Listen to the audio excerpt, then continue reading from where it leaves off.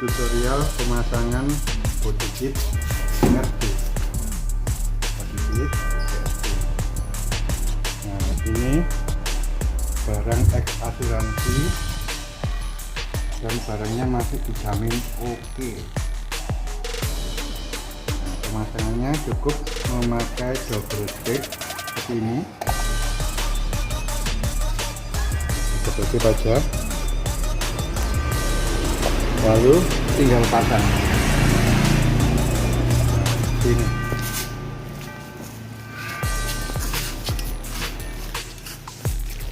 Pasangnya cukup mudah,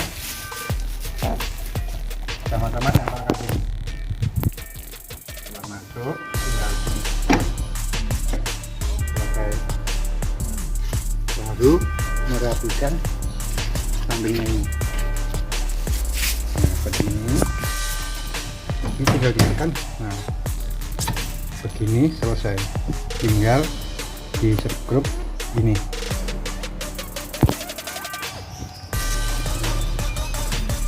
Oke,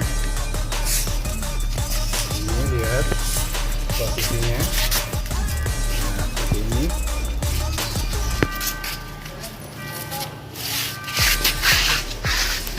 Sudah menjadi TRD. Tinggal seperti ini, sama dirapikan seperti ini. Tinggal nyegrup bagian bawah. Ini